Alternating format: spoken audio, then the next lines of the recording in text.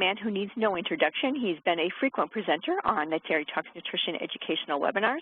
If you have not heard his past presentations, I would urge you to go back through the archives because he's joined us several times and we've had some really, really interesting and productive discussions.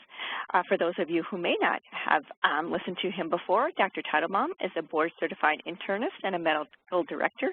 He specializes in the treatment of chronic fatigue syndrome and fibromyalgia, although he's extremely knowledgeable about a wide range of conditions. He is an author of multiple books, including the best-selling From Fatigue to Fantastic and Pain-Free 123. He is frequently drawn upon for his depth of knowledge and his compassion for treating to discuss health conditions in a number of publications on the radio and in print magazines. Again, he specializes in treating chronic fatigue and fibromyalgia as well as other pain conditions. He is a wealth of information, and we always have an amazing time when he joins us to discuss the topics that he specializes in, and I always learn a lot, even though I've had the pleasure of hearing him before, so I'm delighted to welcome him back. And at this time, I would like to turn things over to Dr. Jacob Teitelbaum. Thank you, and welcome, Dr. Teitelbaum. Well, welcome, Jennifer, and welcome everybody today. I have a sense of what you've been going through. Back when I was in medical school in 1975, I came down with fibromyalgia, and much as it is today, the doctors had no idea what it was. The professors knew there was some kind of virus, but when I didn't get better, they figured I was depressed, threw some antidepressants at me, and then shrugged their shoulders. It ended up leaving me homeless and sleeping in parks for a good part of a year while I figured out how to recover from the illness. Many of you feel there's no hope, but that's simply not the reality on the ground. The problem is not lack of treatment. I've treated over 3,000 people with severe chronic pain, many of whom were failed by university pain clinics, and the vast majority of them were able to get pain-free and or good solid pain relief. You can get pain-free. You really can. The problem is not lack of effective treatment. The problem is lack of physician education. And fortunately, there are a lot of tools that you can use on your own to get yourself pain-free. And that's why I'm here today. So, you know, remember the Tale of Two Cities, where the book started with, it was the best of times, it was the worst of times? That's what it's like today in pain management. Let's start with the worst of times. So what makes it that? First of all, we see 1/3 of Americans suffering with chronic pain. That's more than cancer, heart disease, diabetes combined. It's a major problem. The problem, though, is that it's not very profitable like these other illnesses. And because of that, doctors really are not pounded with the sales pitches of like other illnesses on how to treat them. Treating chronic, cancer can cost $500,000 a year. But physicians are simply not familiar with pain. And it's sad, about 15 years ago, the government declared a war on pain because 1/4 of people were in pain. And what happened is they told doctors, you've got to treat pain, but gave them virtually no effective information on how to do that. So what they're seeing now is that the standard arthritis type pain relievers, both over the counter and prescription, are being implicated in current research in about 30,000 to 50,000 preventable U.S. deaths a year. We're also seeing about 15,000 overdose deaths from prescribed narcotics. So instead of treating the pain effectively, the doctors have been using treatments that, although safer than the pain, can be very toxic. Let me start by making a simple statement. Pain is more toxic than the pain medication. And if you're sitting there worried about the toxicity of the medications, no, the pain is much more toxic, and you know that. So don't buy into this whole thing with a government war on people in pain.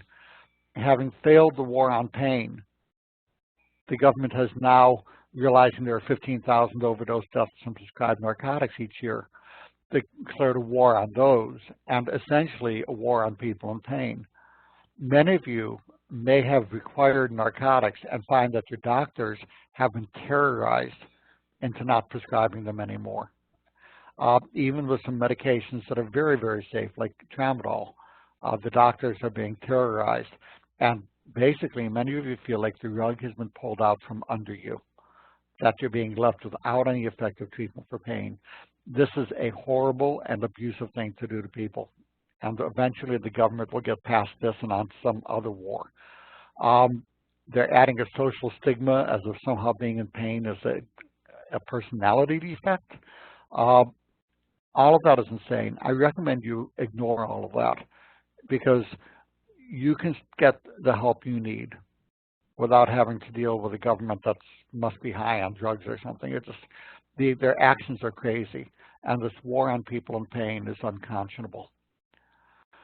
But the good news, as I said, in treating thousands of people with chronic pain over the years, I can count on my fingers. I now have to move to my toes. But out of thousands, there's less than 15 that I have not been able to get good, solid pain relief for, where people are really comfortable with where things are. Your pain can be effectively treated. We're going to give you a good start on that today. So, first of all, it's good to distinguish between an acute pain versus chronic pain. If you have your hand on a hot stove, it's good that you have pain. You don't want the first warning that you get being the smell of burning flesh. Pain is not an outside enemy or an outside invader.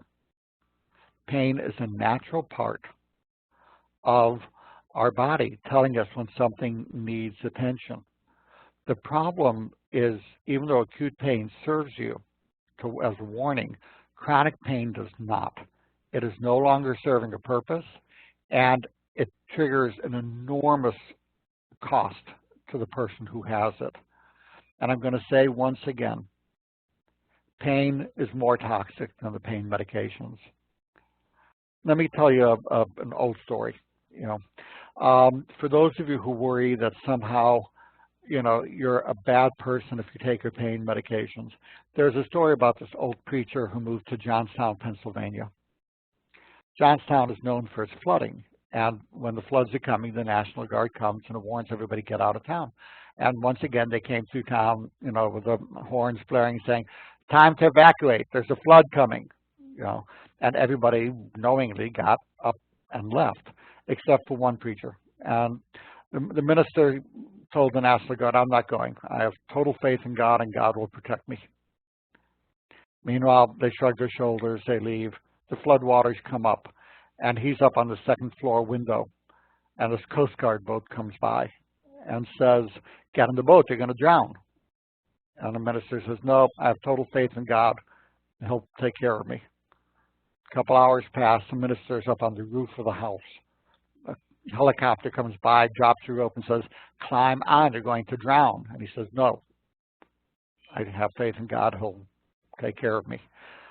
Meanwhile, they can't get him on the helicopter, off they go, flood waters rise, blah, blah, blah, minister drowns. He goes up to heaven, he's storming around in a rant and a rage. God walks by and says, what's all this? And the minister looks at him and says, how dare you let me drown? I had total faith in you, let me drown. And God just said, what do you mean I let you drown? I sent the Coast Guard, I sent the National Guard, I even sent a helicopter. Pain medications are like those. You get no brownie points in heaven for sucking up the pain and suffering. There are many treatments, natural and prescription.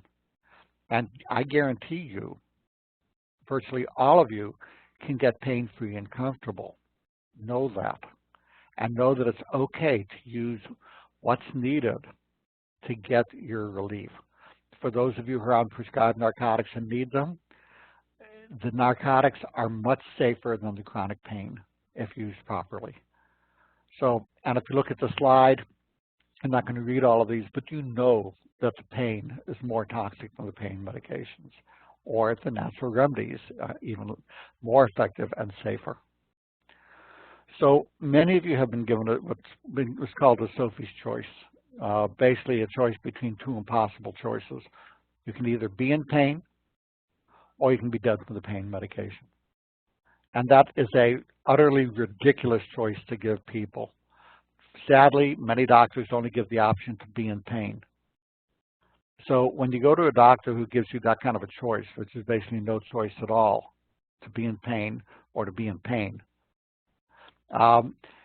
or you're having to choose between toxic pain medications that aren't giving adequate relief, you have other choices. I don't know how many of you are old enough to remember the old TV game show where it was, well, I'm going to choose door number 3 instead. That's what I would do here. Choose door number 3. And that starts by understanding that, as I mentioned before, pain is not an outside invader. Pain is like the oil light on your body's dashboard telling you something needs attention now.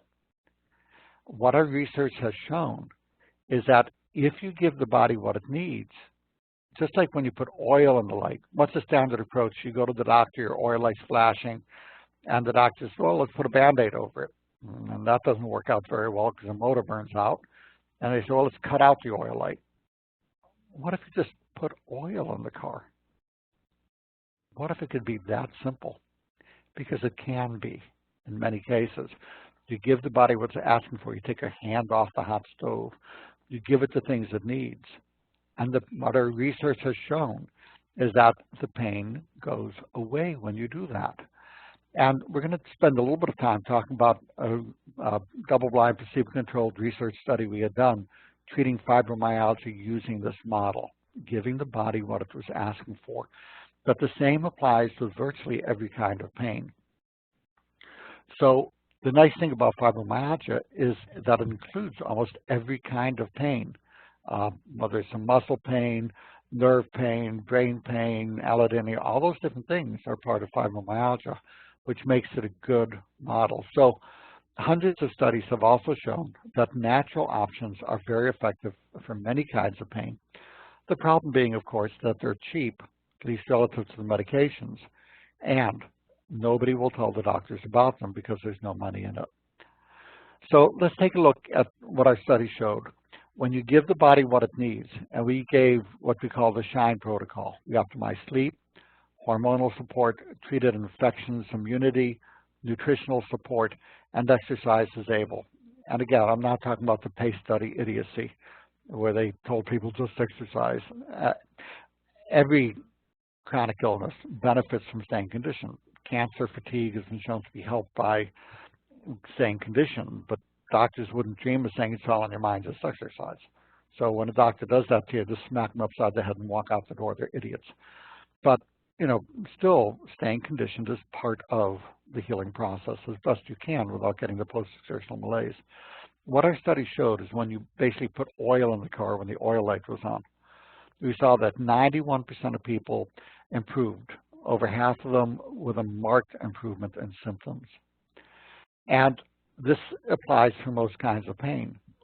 Pain is very, very treatable. The problem, as I said before, is that doctors don't have the education. They are clueless about pain management.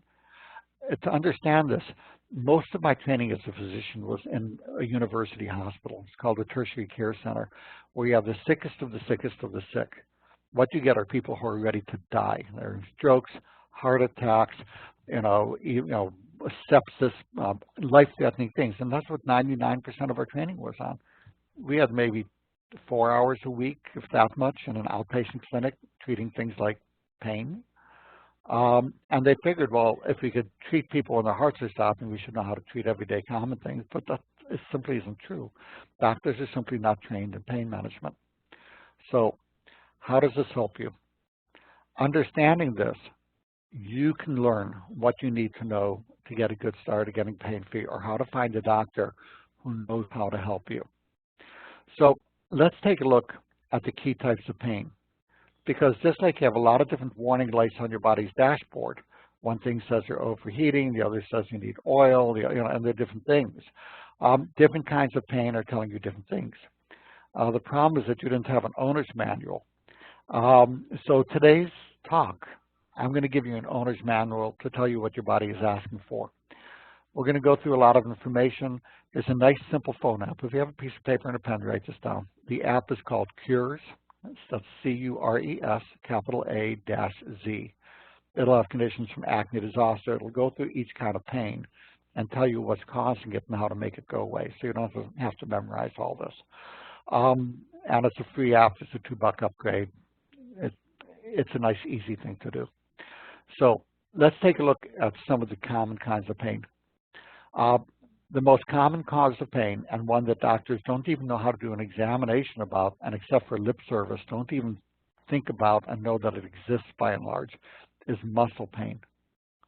Muscle pain can feel like deep organ pain, but basically it comes from inadequate energy in the muscles. Muscles are like a spring. They take more energy to stretch the spring than it does to contract. So when you don't have enough energy and the muscles get locked in a shortened position and they hurt. That may seem counterintuitive, but after you've had a busy workout, you don't come home and say, honey, my muscles are all loose and limp. You say they're all tight. As the energy drains in the muscles, they get locked in the shortened position and then they hurt. Nerves also have a problem that when you have decreased energy, although it's from a different type and cause, they keep firing and then you get the nerve pain. Another common cause of pain would be inflammation, and because of the excess sugar, white flour in our diet, and decrease in omega-3s and fish oils, we're seeing a dramatic increase in inflammation. We see nerve pain from other causes, such as diabetes, shingles, all kinds of things can trigger it. For those of you with chronic pain, it's been present for more than about 6 months, then what happens is that as the pain becomes chronic, the body is trying to get your attention. And it triggers basically what I call brain pain, where even independent of the pain trigger, the brain is now amplifying the pain. It's called central sensitization. We'll talk about that in a little bit and what you can do about that. Certain brain chemicals like NMDA trigger pain. Other ones like dopamine, norepinephrine, serotonin may decrease pain. And so there's many different components to pain. You don't have to remember all of these. I know it's getting complicated, but just know that all of these can be successfully addressed, often naturally. So let's take a look at some of the things that amplify pain. Poor sleep. The average night's sleep in the United States, average, until 140 years ago, when light bulbs were invented. Care to guess how many hours average? If you said 9, you're on the mark. Average night sleep was 8 to 10 hours a night. And then light bulbs were invented, followed by radio, TV, computers, on and on. Now we're down to 6 3/4. Many times the pain condition itself keeps you from being able to sleep. And if you don't sleep, that's where the road repair crews in your bodies come out and fix the muscles and fix the other things. If you don't get enough sleep, they don't have time to do their work, and tissue repair doesn't occur properly. And bottom line, you don't sleep, the pain doesn't go away. If you get solid sleep, it makes a big difference in improving the pain and how you feel overall. It's not uncommon being in chronic pain to have anxiety and depression. The stress can also trigger fatigue of your adrenal stress handler. And many people with chronic pain, the chronic pain condition can cause low testosterone, which amplifies pain, and narcotics will suppress testosterone, and then that causes a vicious cycle. That's one of many reasons why the narcotics sometimes stop working over time. All of those things we just mentioned are easy to treat, but they're important that they be addressed as part of overall pain management. So let's take a look at some of my favorite natural options, and then we're going to go into the role of cannabis and cannabis derivatives. But let's start with curcumin. Curcumin is one of my favorite herbs. The problem is that it's so poorly absorbed, you have to take a handful of pills before you start seeing the effect for most forms. But there's an interesting development about a decade ago where they discovered that adding the essential oil of the turmeric, called turmeric, into the curcumin increased the absorption 7-fold. That suddenly meant you could get all the benefits you needed with 2 or 3 pills a day instead of 14 to 21, or if you're taking turmeric, it would take over 500 pills a day. So curcumin comes from the spice that makes curry, which is turmeric, and it's one of nature's best pain relievers. Another herb that's remarkable is called boswellia. Many of you may recognize that. The other name for that is frankincense. And those wise men of the past knew what they were about. Boswellia has been used in healing for thousands of years to address things like pain and joint dysfunction. But something happened that really surprised me that was unexpected. When I first did these two special forms in combination, combined with two other components, I expected just a little bit of an effect because these will suppress COX-1, COX-2, the LOX pathway, blah, blah, blah. They balance inflammation in a number of ways. And I never expected the synergy that we saw. You see the main inflammatory pathway called the arachidonic acid goes through many things. And the curcumin and boswellia are synergistic to rebalance pretty much the entire inflammation system. And instead of the side effects, arthritis medications, as you mentioned, cause over 30,000 to 50,000 deaths a year, blah, blah, blah. You get side benefits. The studies have shown that this special form of curcumin results in being more effective for depression than antidepressants. It is more effective. There are dozens of studies now looking at its role in cancer. In the early studies, the effect is more powerful against cancer than many chemotherapy agents. In this study that you're looking at now and looking at people with arthritis, this combination was more effective than the arthritis medications such as Selexicab. So we have a natural tool that has been a pain relief miracle for many people. The curcumin-boswellia combination has been shown also to be effective for rheumatoid arthritis with virtually no side effects. You have 14% of the medication group dropping out and 0% in the curcumin group. So, but there are two other components of the mix that I like. I like combining these special curcumin, and most curcumins don't work very well. You need this one special form combined with boswellia, and then D-L-phenylalanine, which basically raises dopamine, which helps suppress pain. It's one of your own body's pain messengers. But it also increases the levels of your body's own natural endorphins.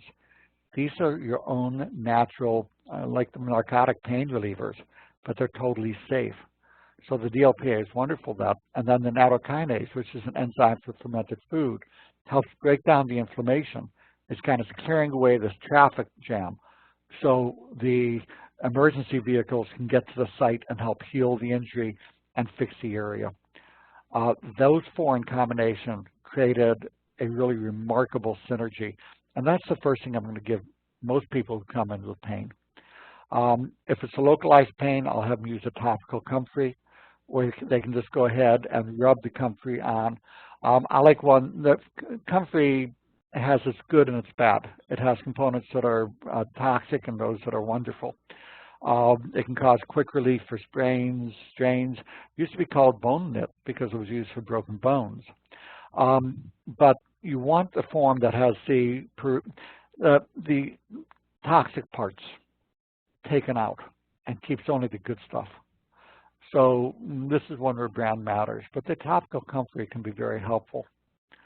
So we've given kind of the background that you've seen. I'm giving you a little bit of information, and there's thousands of studies supporting this. You can get pain-free. When you use a whole toolkit is when miracles happen and the pain goes away. The whole toolkit includes treating the biochemistry, that's herbals, nutrients, medications. Treating the biophysics, you'll see things like frequency-specific microcurrent, even acupuncture can sometimes help a bit. Dry needling, there's a host of things that can be very beneficial. You want to treat the structural things. Most of you have found you go to a chiropractor, an osteopath, or massage therapist, they release the muscles, which is the main thing they're doing, releasing muscles and fascia or putting the bones back in alignment. They're treating the structural components, and you find that you feel better. But often just for a couple hours or a couple days. because the underlying problem that caused the muscles to go in the shortened position and pull the bones out of alignment are still there. But the thing is, even once you treat the biochemistry, you want to put everything back into place. And then mind-body. And there's a reason why some people are called a pain in the, shall we say, back or even lower. So treating the mind-body components are good as well. When you treat the whole process, pain goes away. But I'm going to start today, because you can get dramatic pain relief sometimes from just a single component. You know, if you had an injury, sometimes chiropractic will pop it back into place, and it's all good. The underlying thing driving it wasn't there. There's a lot you can do simply with biochemistry using the nutrients and herbals on your own. And I want to go through an amazing new herb, a new herbal. It's a very old herbal, but new research that's going on in the field. And that's the area of using the cannabis plant components. So you want to use the whole toolkit. Medicine thinks that a hammer is the entire toolkit and all other tools are quacks and there's nothing else that works. And that basically is they're being fed a line by the drug companies to maintain drug company profits. I'm not faulting the drug companies, good people, but their job is to make money, not to get you well. So that most of physicians' education has been, I'm paraphrasing a past editor of the New England Journal of Medicine, most continuing medical education is slick advertising as masquerading as science. Put differently, all that most doctors know is what the drug company voices in their heads are telling them when they go to conferences, read the journals sponsored by the drug companies, and God bless those good-looking drug reps that come and stroke our egos. They don't know most of the research. Your doctor, sadly, if they can't help you, it's because not that they're not well-meaning, it's just that they're clueless. So let's take a look at a new tool in the toolkit so you can start getting yourself pain-free. Hemp. Hemp is a plant. It's been used for thousands of years in industry and a host of other things, and it's been used as an intoxicant. But it's a wonderful tool in the pain-fighting toolkit.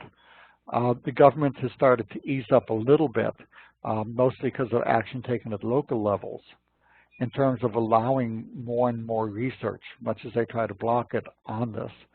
The old game is they wouldn't allow any research, and they say there's no research. There was the usual catch-22 absurdity, but that research is now happening and breaking that glass ceiling, breaking through the barrier. And when you look at herbs in general, you find that you don't get the toxicities like you do with medications, because medications tend to take a single component of a plant or a chemical that's patentable, and it poisons a pathway. The herbals use multiple components that rebalance the pathways in the body, and it's that synergy that becomes very, very important. So they take a bit longer to see the full effect. You can tear down a house in one day, but it's going to take you months to build it. It takes 6 weeks to see what herbals are going to do. Even though the effect can be quick, they continue building an effectiveness over 6 weeks. So give it the time. All the herbals we talked about today can be taken in combination with any pain medications. So let's take a look at the cannabis issue. There's been a lot of controversy with it, and that controversy is silliness. This doesn't mean that you have to get high all the time and be a stoner to get pain relief. This isn't what we're talking about. There are many components of the plant that cause no intoxication, no issues at all to speak of. And that's the main focus we're going to have today. But let's look at the component of the marijuana plant that does get you high, because it can be helpful for pain relief. This is the most talked about component of marijuana. It's what the newspapers focus on, and the arguments about legalization, because that's where the drama is. And they ignore, well, you have a door number 3. You've got choices that have no risks to them. And even the THC, it's safer by far than the other drug choices that are being used in most cases. But THC is what causes the high in marijuana. And that has significant risks. For example, poor functioning, lack of motivation, and being arrested, just for 3 of them. Also, North American strains of marijuana have been bred for high THC levels, and are low in other key components such as CBD. Having said this, people often ask me, is it reasonable for them to use the marijuana for their pain? And I tell them if you're in a state where it's legal and you're not going to get arrested, it's very reasonable to try it and see if the benefits outweigh the downsides, especially in the evenings. But let's look at some other components of the hemp plant that can be as or even more effective. THC is often the most abundant compound in the marijuana grown for that. CBD is the second most abundant cannabidiol in the compound. It has been the most researched. It has antioxidant, anti-inflammatory, and brain and nerve protective effects. As an antioxidant, it's more effective than vitamin C and vitamin E. It's been shown to be helpful in inflammatory conditions, with rheumatoid arthritis being an excellent model for severe inflammatory condition, so it's been shown to be helpful even for that. There's no tolerance. Unlike many of you have had the experience that you take a narcotic or other pain medications and they work for a while and they stop working and the effect wears off. People develop tolerance to it. The studies show that there's no tolerance that develops to the CBD, so it maintains its effectiveness over time. It's also shown, very importantly, you know how when a dog keeps getting beat with a stick, it starts to cower and it clenches up. Well, when people keep getting beaten with a pain stick, we do the same thing. We get what's called aversive conditioned memory. It's where the fear and suffering causes people to freeze, and this freezing itself can lock the muscles and fascia into a tight, vicious cycle where they get stuck in a tightened position. CBD has been shown to decrease that, which is really very remarkable. It also reduces experimentally induced anxiety or fatigue or fear. So it's important to realize that these natural compounds that are very safe are highly effective in a number of different pathways. Now, for those of you, as an aside, if you've had a history of severe trauma, PTSD, or abuse, you may find that you tend to stay in this hypervigilant, alert, frozen mode. It's kind of numb and hyper alert at the same time. And that causes, you've heard about the fight or flight reaction, where something comes up, you either run or you fight. But there's a third thing. What if you can't run and you can't fight? You're a child who has a drunk parent looming over them and screaming, or even worse things can happen. And what do? The third choice, fight, flight, or freeze. The fascia, which are the tissues that are like the sac that keeps everything in place for the muscles. This is a very alive, active tissue, and it goes into freeze mode. The thing is that for it to unfreeze, the body has a mechanism where it goes through this kind of a trembling thing. And, you know, have you ever watched a football game where you see 1,000 pounds of football player tackling this guy, and the guy's sprawled out on the ground? What does the coach say? He comes over, he says, shake it off. It's the same thing. That's how the body unfreezes, is by shaking. That goes through these trembling things. Animals do this very naturally, but humans often feel stupid letting that happen. So we suppress it, and because of that, layer after layer of freezings occur, and the tissues get locked in this immobile position. I'd recommend for those of you who have this experience of trauma in your life, get a book. It's a cheap book on Amazon called Waking the Tiger by Dr. Peter Levine. It costs like $10. It's something you can do on your own, so it's really free at that point. And follow the directions from the book. You'll find that these layers of trauma will come off wave after wave, and it's a very important part of the mind, body, and structural components of healing the pain process. So let's take a look at some of the research on CBD and THC. Here's just a few. There's so much research going on now. clinically and experientially. So in one study, cannabis was shown to improve spasticity, pain, tremor, and depression in over 90% of people. In 8 clinical studies, multiple sclerosis also started to ease the MS pain using these compounds. Another study showed that it inhibited the activation of microglial cells. Well, this is when I say stuff like that, that's when my kids said, looking at me with this blah, blah, blah, look in their eyes. What does that mean? Remember we talked about brain pain before, which is when pain becomes chronic, the brain starts to amplify it. And then that can cause more problems than the original pain. So it's called central sensitization.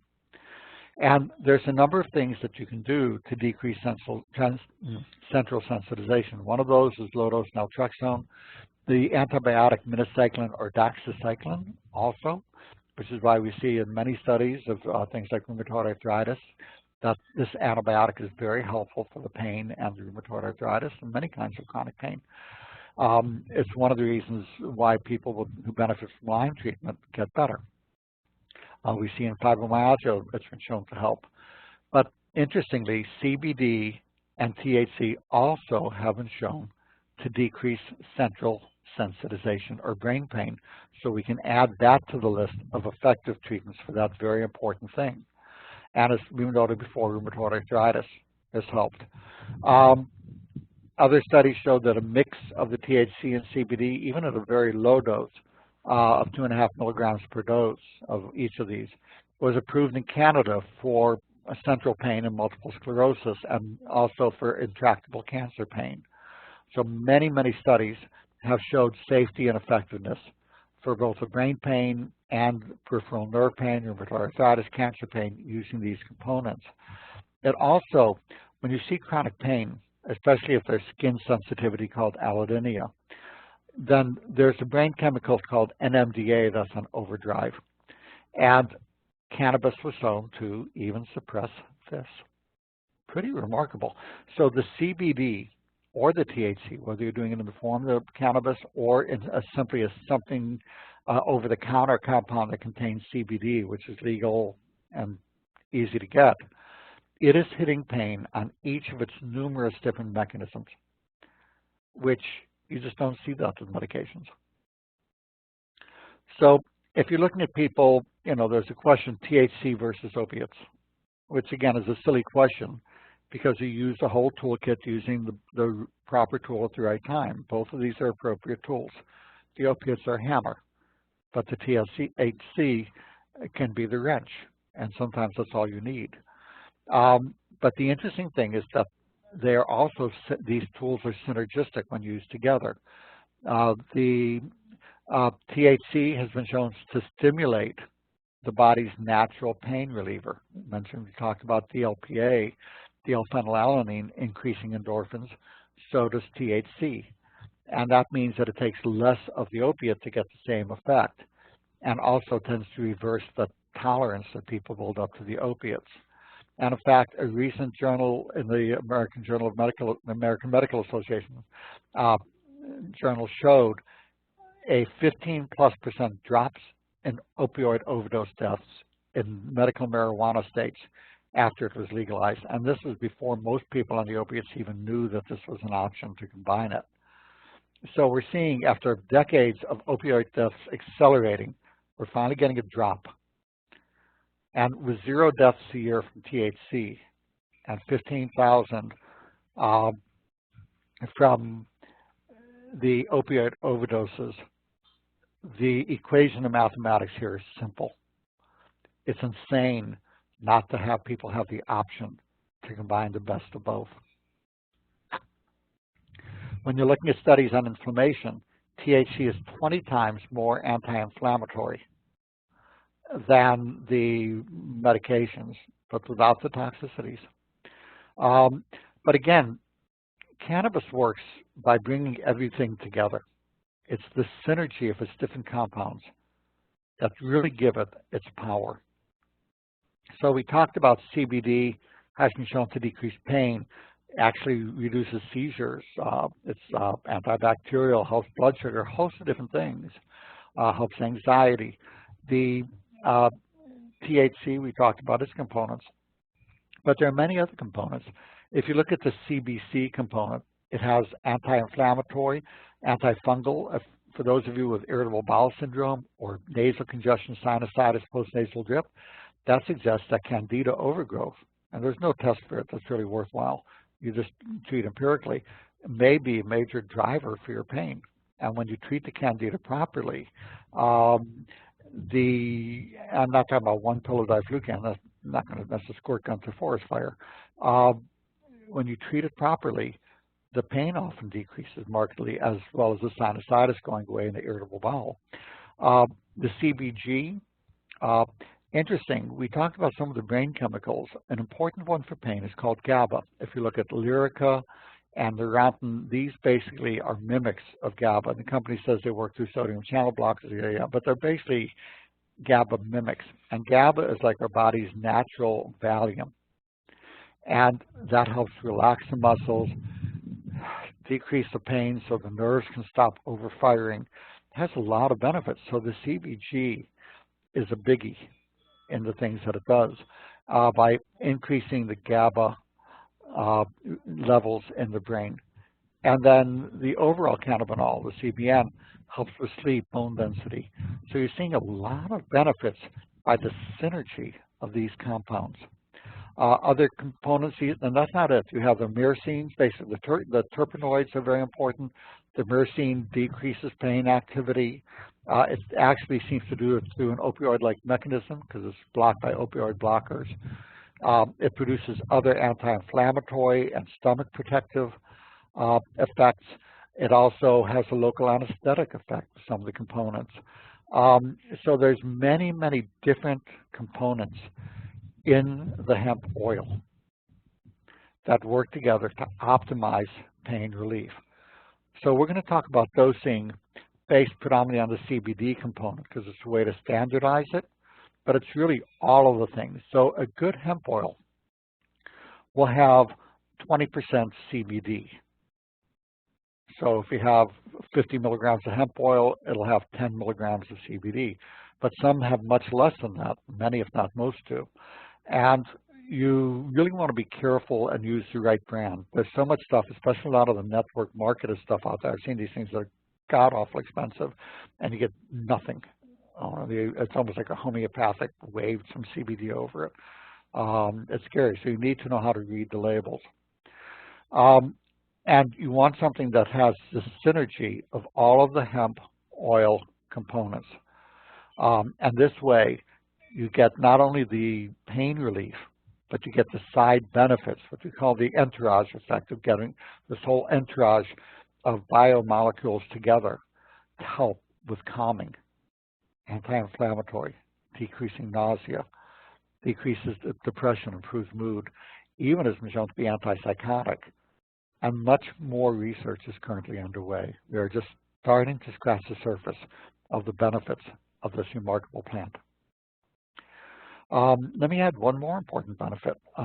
When I have somebody with cancer, the first thing I do is put them on a special highly absorbed curcumin. And there's only one that I will use because I don't want people having to take 50 pills a day. You can take 2 to 4 if you use a highly absorbed form. That's being studied in dozens of studies. There are numerous studies now looking at hemp oil and its anti-cancer properties, because each of our cells has a built-in self-destruct in case it goes off and becomes cancerous. There's a mechanism called apoptosis where it self-destructs. The problem is when that self-destruct mechanism becomes damaged and then the cells don't self-destruct and they grow into cancers. The studies show that CBD, or all of these components of hemp oil, help those cells to self-destruct if they become cancerous. And I will combine the hemp oil and the highly absorbed curcumin for virtually anybody with a significant cancer. So not just do you get pain-free, you lower your cancer risk. Also, the hemp oil improves sleep. It's markedly effective even when nothing else is. It can be really helpful. This is a wonder in fibromyalgia. It's really good. Many people, it doesn't help anybody, but we've gotten so many wow responses back. So it's really worth a try because it really helps the sleep, which helps the pain and helps decrease the anxiety. Those of you who can't sleep know that anxiety is part of the life, not often comes from not sleeping. Interestingly, it's been suggested to decrease sleep apnea, not to increase it. So, in summary, we've talked about that virtually all pain is treatable. You can get pain-free. We've talked about there being many different kinds of pains. There's brain pain, nerve pain, muscle pain, all kinds of different pains. And you need to be able to address each of those kinds of pains using the whole healthcare and healing arts toolkit. And that includes the natural and medications. I combine the best of all of those to get people pain-free. I will note I do treat people worldwide, and often that can be done by phone. Many people are too old to travel, as long as they've had an examination locally. And again, most people can get pain-free.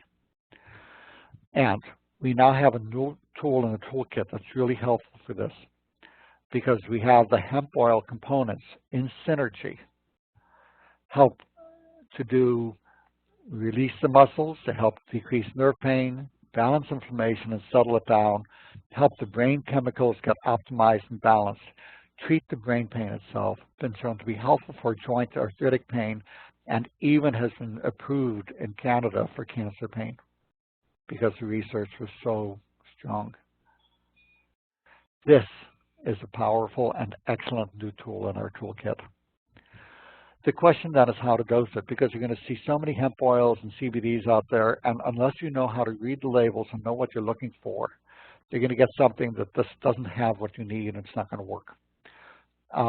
First of all, for safety, there's no overdosing on this. They've been using doses even 1,500 milligrams a day in children with intractable seizures, and they found marked benefit. That's how the interest in CBD began. And most people are just taking 10 to 50 milligrams of CBD a dose. So you're not going to overdose on this. You can take as much as you're comfortable taking. For pain, and again, you have to, I'm not talking about hemp oil, I'm talking about the CBD component. We'll talk about how to translate that in a minute. So write this down. You want to get 10 to 25 milligrams of CBD up to 3 times a day. You can do more if you want, but just for the cost, 3 times a day is optimal. And up to 50 milligrams at bedtime. That's the optimal dosing. It can be combined with any other pain medications or herbals, and you can adjust the dose to what works the best for you. So you're looking to get 10 to 25 milligrams of CBD 3 times a day with up to 50 milligrams at bedtime.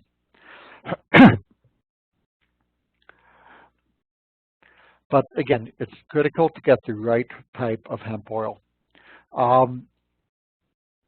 Many of them have labels which are dramatically misrepresented. So the form that I use and recommend is a concentrated European hemp. It's cannabis sativa, stalk, and seed oil.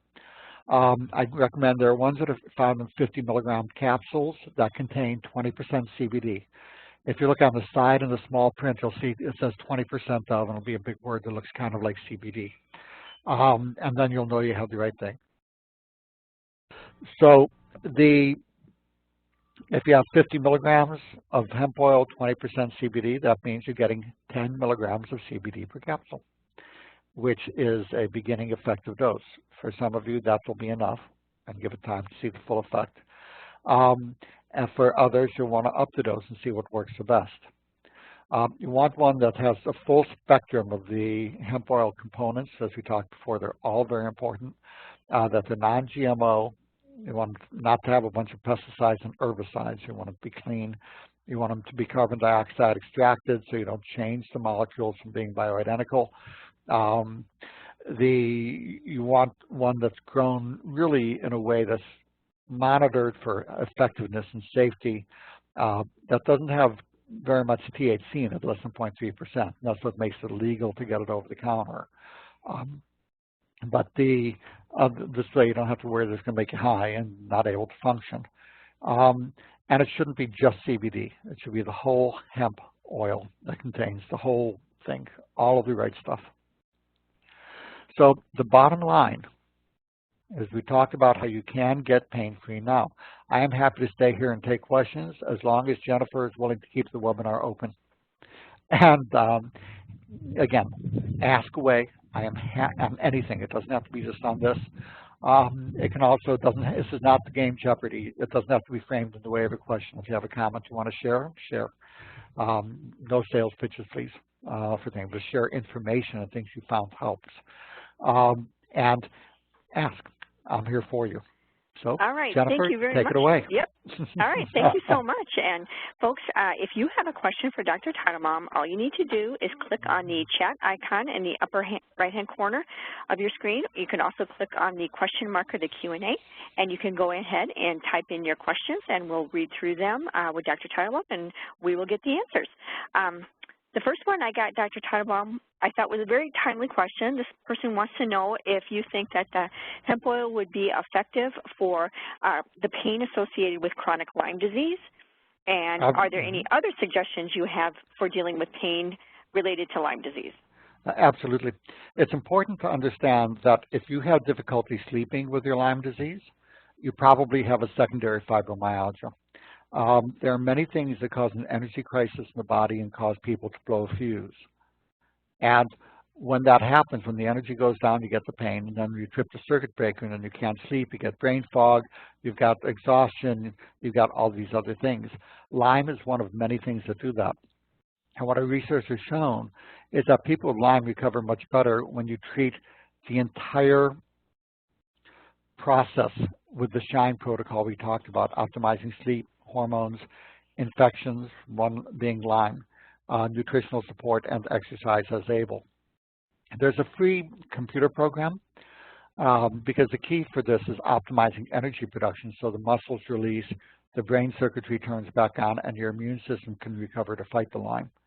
The doxycycline has the benefit of decreasing central sensitization, but if you go to a website, write this down, www.vitality101.com. There's an enormous amount of information on fibromyalgia, and that includes Lyme disease. But click on step 3, and if you go down near the bottom of the page, you'll see a lot of information. Read that. You'll see a free energy analysis program. This free quiz will analyze your symptoms and even your blood tests to determine what is needed in your individual case to optimize energy production. And it will tailor a protocol to each individual person using the best mix of natural and prescription therapies for optimizing energy. I actually hold a U.S. patent for computerized doctor. And my new patient visits take 3 hours of my one-on-one time for people with fibromyalgia and chronic pain as well. They're very thorough and detailed. But I knew I couldn't reach 50 million people. So I actually made a computer program where my brain is computerized, and it basically assesses the information, analyzes it, determines what you need to do to optimize energy. We used to charge $400 a piece to do it, which was a reasonable price, but told people if they couldn't afford, we'd let them do it for free. And 80% of people wrote back and said, I'm impoverished from the disease. And my wife and I just made the decision. We made it free for everybody. So that's our gift. The energy analysis program will really tailor a detailed program for you to optimize energy so you can get your health back and feel great. Can CBD help Lyme pain? Of course it can. It has all of these different components that are triggering the pain in Lyme disease. Okay, and could you repeat the name of the app that you discussed? The app is called Cures, C-U-R-E-S, capital A-C. You can get it on iPhones, Androids, in the App Store. Cures A to Z, all right. Cures A to Z. I'm just going to, all right. Another housekeeping question, someone is asking for copies of the handout. We will attach a copy of the handout to the message that goes to everyone who's registered, which will also have information on how you can access the replay of today's event if you want to listen again, or if you want to refer this to a friend or loved one who could benefit for this information as well. The question, are hemp oil and marijuana oil the same, and do they have the same benefits? Not necessarily. It depends how the marijuana oil is made, and whether most of those are made to focus on the THC components. and the amount of CBD and the other components may be less. So those can be very helpful, but they're more likely to cause sedation, the THC or marijuana oil. And if it's legal and over the counter, except in states like Colorado, it's not going to have that in it. So, but the marijuana oil in places where it's legal, more reasonable to try at nighttime where you want that sedation. So when you're in for the evening and you don't mind, being high as a kite or whatever. But during the day when you want to be active, I think that the CBD oil is preferred. But again, for those in states where you can do it, it's reasonable to try both and see which one works the best for you for the cost. Okay. A comment that dosing and delivery method, I believe they're referring to the hemp oil, are still all over the board, and we could really benefit from clinical trials to help standardize dosing and delivery. Yes. Totally agree. And I think there's a long history of why we don't have as extensive body of knowledge because, researchers just couldn't get permission and funding to investigate marijuana. So I absolutely agree with this comment. Yeah, the government said we need more research or we can't approve it. But if you research it, we're going to arrest you. It's like, we'll arrest you. Okay. Yeah. That works really well. Yeah. So, yes, agreed on that one. All right. A question about what do you think is the most prevalent natural pain reliever or that you recommend for treating conditions relating to arthritis? The combination of the special highly absorbed curcumin, and that's the only one I'll use, the DLPA, boswellia, and nattokinase, that's a pain relief miracle. I will begin with that, give it 6 weeks. Then I will add in a second one, which is a mix of willow bark, boswellia, and cherry. I'll use a topical comfrey cream as well, and those are the things I'll begin with. The Cures A to Z app also goes through a list of treatments for pain and arthritis. You just look up arthritis. It's just all listed, short, sweet, simple bullet points. Yep. What is the most effective method for CBD? Smoking, vaping, drops under the tongue, swallowing, etc.? Swallow. Take the CBD pill.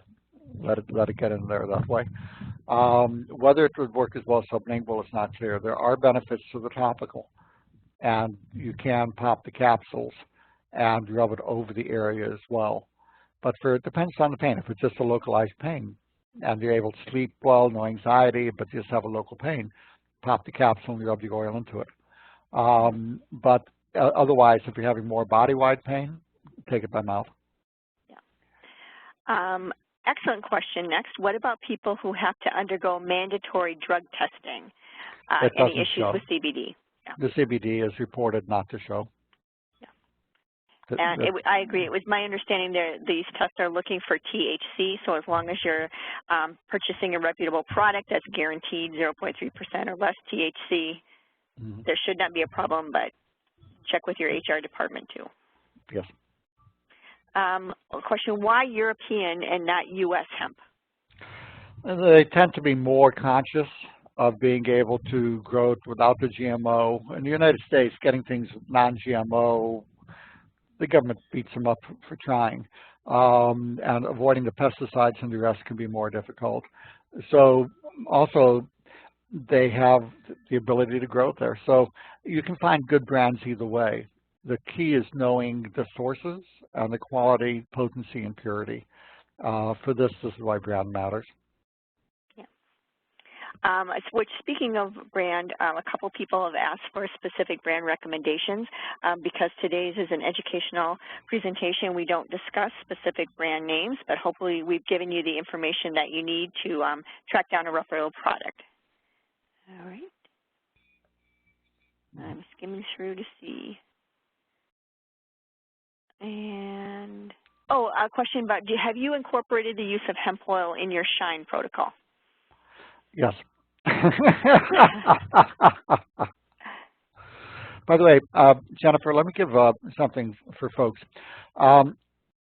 We do answer questions. I have a Facebook page, Jacob, Dr. Teitelbaum, or Jacob Teitelbaum, MD. I'm not even sure, but search on Jacob Teitelbaum, it'll pop up, where I do take questions on that. People can email me if they're short questions. Long questions, they really need a doctor visit because they're more complex. But if people have short questions, you can email me at fatigue, F-A-T-I-G-U-E, doc, D-O-C. So it's fatigue doc, like fatigue doctor, at gmail.com. And we don't get to all the questions. I get to the most of them, especially if they're short and sweet. If it's a two-page summary of your history, it's need a visit. All right. Are there any contraindications with using hemp oil with SSRI antidepressant drugs? No. That was an easy one. It's funny. I tease that my kids used to say their prayers at night, say, God bless Mommy and Daddy, and may one day Daddy just give a yes or no answer. There you go. All right. Here's a person who is suffering from a lumbar disc herniation. They've had a fusion of the L4 and L5 and scheduled for a fusion of the L3, L4, and L5 to S1. What can they do? They're asking for help. Yeah, run away. You have to understand, the research shows that the spine x-rays and MRIs are not reliable at telling what the source of the pain is. They will show structurally if there's wear and tear arthritis, which is present in virtually everybody who has, who's upright, who's an upright species. You know, if you're walking, there's going to be wear and tear on the spine. And it was funny, there's some curmudgeon doctors, I like to imagine they're like me a little bit, and they were noticing everybody who was sent for an X-ray or MRI for back pain came back, oh my God, horrible disc disease, amazed they can walk, blah, blah, blah. So they took a bunch of healthy people with no back pain at all, sent them in, said they had back pain on the X-ray request, and had X-rays and MRIs. And they all came back saying, oh my God, horrible back pain, disc disease, amazed they can walk, horrible back, you know, arthritis, DVT, all of that stuff, just like your X-ray showed. And then they went to the radiologist and said, I fooled you. And they put up all the films, people with back pain, people without, and they said, tell us which ones have back pain and which ones don't. And the radiologist could not do so any better than chance. So is it possible that the normal changes they are seeing on your X-ray are contributing to your pain? Possible. Is it likely? No. Most of the time, these pains are coming from back pain, from muscle pain, ligament pain. I'll ask you a simple question. Have you ever had a massage or chiropractic where it felt better for even a couple minutes or hours? Because if so, anything that got better was not coming from the bones. The bone pain does not go away when you do that. That was all muscle ligament strain, which means you don't need surgery for that. So having said that, there's a study looking at some of the combination of herbals, the ones that I mentioned before. The combination of willow bark, boswellia, cherry was much more effective than arthritis medications and synergistic with them. I would use the curcumin, boswellia, DLPA, nattokinase combination plus willow bark, boswellia, cherry. I would take both of those together. I would use a topical comfrey over the area. I would find somebody with magic fingers, ask around for a massage therapist with magic fingers who does myofascial release, is what you're asking for, and have them treat those areas. I would treat with the SHINE protocol to restore energy production in your muscles, optimizing sleep, nutritional support. Again, if you email me, I can send you a link, or just go to vitality101.com and click on step 3, do the energy analysis program for how to optimize energy in the muscles. That can help the muscles stay released once you've released them. So you have all these different things that you can do to get pain-free. I'm amazed how many people told you need back pain, you need knee replacement, hip replacement, and I say postpone it for 2 months. Let's do these other things. And so often they just don't need it anymore. Mm-hmm. Okay. Our question, how about treatment of vertigo? Well, vertigo depends on the cause and how long. So how long is the vertigo been present? If it's been present for less than 6 weeks, most often it's a viral infection in the middle ear, and the best treatment for that was to go ahead and hit it with high-dose prednisone for 5 days in the first week to 2 of the attack. Beyond that, it's less likely to help. You can use things like ginger and medications, excuse me, like Atarax and stuff that can be helpful. But that's just, it goes away over time, even though it's miserable. For those who have had it more than 6 weeks, it's usually not that. It's usually either Meniere's disease or benign positional vertigo. Meniere's disease, just listen to what your ENT doctor is telling you to do, and then you can add some ginger taken through the day. You can take a third of an inch of ginger root, dice it up, pour hot water over it, and steep it to make a tea and drink that. And you can do that a couple times a day to take the edge off. If it's benign positional vertigo, there's something called the Epley maneuver, where that's what happens is you get crystals stuck in the gyroscopes in your ears that tell you which way is up. And if you shake them out, the vertigo goes away. And it needs to be repeated sometimes, but it decreases over time. If you look up Epley maneuver, E-P-L-E-Y, maneuver online, they even have called dizzy hats that you can wear. They'll put you through the Epley maneuver. But ask your ear, nose, throat doctor about it. So if it's benign positional vertigo, you do the Epley maneuver. If it's the Meniere's, I'm going to defer that to them because that is more complex. Okay. A question about curcumin. Is it beneficial for HPV? Not especially. Not that I've seen. Okay. I'm scanning through for other questions. Oh, sickle cell disease, and particularly would hemp be safe for a pregnant woman with sickle cell disease? With pregnancy, I'm a little leery, even though Indian women are eating curry all the time, so it doesn't seem to cause any problems. You know, the hemp hasn't been studied in pregnancy, so I'm going to say we don't know. Mm-hmm. But on the other hand, there's been no reported increase in birth defects that I've seen from people who smoke it. So the proper answer is I don't know. For the sickle cell disease, there's a lot of other things you want to look at. You want to look at the pain, you know, coming from the little clots that are basically triggering that. But the chronic pain has been going on, and you want to look at something called low-dose naltrexone, where you take 4.5 milligrams a day. If you're on narcotics, you can't use it. But otherwise, 4.5 milligrams a day at bedtime, after 6 to 8 weeks, can often markedly decrease the pain on that. So sickle cell is a very different kind of pain, but it is very, very treatable. But again, the doctors are pretty clueless. But ask about the low-dose naltrexone. You'll need to find a holistic doctor for that. Okay. How about a question about CBD interaction with blood thinners? They had read that it affects an enzyme in the body that affects how certain drugs are metabolized through the liver.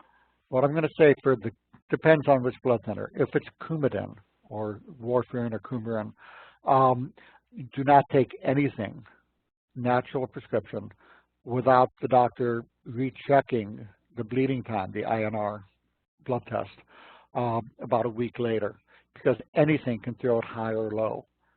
Having said that, as long as I'm checking the bleeding times a week later, and maybe even again 2 weeks later, whenever I make a change, I'm comfortable using it in people, and I will adjust to Coumadin if needed.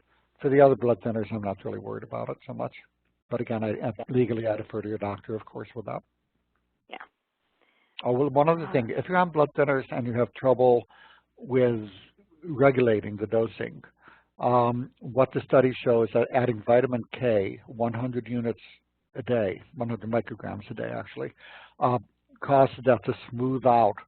And in fact, many studies are recommending that anybody on Coumadin should take vitamin K 100 microgram. Find a multi that has that in it. Now your doctor said, but the vitamin K reverses that. No, at massive doses it reverses it. At that dose, it causes improved outcomes and functions, study after study after study. But just to be aware of that, if you're not having trouble, you know, with regulating the dose, then it's not an issue. Okay, so circling back to the HPV question, so what would you recommend for HPV? You know, there's a number of different antiviral kind of things. Lemon balm has been shown for the HHV to be helpful. HPV, Jennifer, I'm going to punt that to you. What are you recommending for the antivirals these days? My favorite one is propolis, which there's some really interesting studies out there on propolis and its antiviral effects. And I will say this is just an anecdotal report, but I had a dog who developed a wart on her lip. And so warts are virally based. And so I went to Terry Lemeron, who is the Terry in Terry Talks Nutrition. I said, Terry, what am I going to put on this? And he said, propolis. So I got propolis as the cream, and I started applying it. And like a week passed, and it got really black and started looking nasty. And then I got spooked. So I went to the veterinarian. I said, just take it off. And when he went to put it off, the thing just kind of popped off. So it was going to fall off. The propolis had actually done its work, and so if I had just left alone, it would have fallen off, and I could have saved myself a vet bill. But there you go. There you go. Now you see why I punted that one to Jennifer, guys. Yeah. Question about DLPA and any potential effects on blood pressure. Not really. I mean, in real life, no. Potential, yeah, I could theorize mechanisms of stimulating dopamine and norepinephrine and blah, blah, blah, and going through different things, but not really, no. All right, I think we have made it through almost all of these questions. Post-herpetic neuralgia pain, CBD oil, question mark? Reasonable, and I would even consider the topical as well as the oral. But what I would do for the post-herpetic neuralgia, well, it depends again how soon after as well. If you're within the acute shingles attack, I'm going to give high-dose Valtrex 1 gram 4 times a day as soon as I can, to abort the kill the virus and abort the attack. And you want to nip that in the bud. But when you have, months later, you have the pain, look up on Cures A to Z. It'll go through more detail, or my book Pain Free 123, look up the chapter on neuropathy. But find a holistic doctor. Certainly do these other things and give them time. But you want them to find a holistic doctor that can prescribe a compounded pain cream that has a mix of medications, 6, 7, 8 different medications that you rub directly on the shingles, the nerve pain. And after about 2 to 6 weeks, that can markedly bring it down with no side effects. Some people find that topical capsaicin, they have one when they're actually medicalizing it now, can be helpful, but I'm a little leery of that one just because it's overstimulating a bit. I prefer the other ones first. There's a host of medications, Durantin, Elevol. I use a combination of both of those at bedtime in my people with post-herpetic neuralgia and neuropathies in general. I'm going to give lipoic acid, 300 milligrams twice a day, and acetyl-L-carnitine, 1,000 milligrams twice a day. I know I'm rattling this off, but just look at the Cures A to Z app, look up neuropathy, and it's there. Okay. I think we got through. It's just been a stream of chat messages coming through. If I missed your question, I do apologize, and you can still reach Dr. Teitelbaum again through his Facebook page or through his website, vitality101.com, or at fatiguedoc@gmail.com. And I have seen your Facebook activity. You do get a lot of questions in there, and you're just wonderful about providing answers. So I would really encourage folks to just follow up there, and they can still get answers to their questions.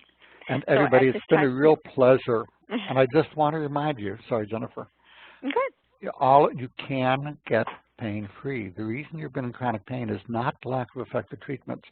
There's countless effective treatments. The problem is that your doctors are not trained in them. They're well-meaning, but when it comes to pain management, they are clueless. They're illiterate.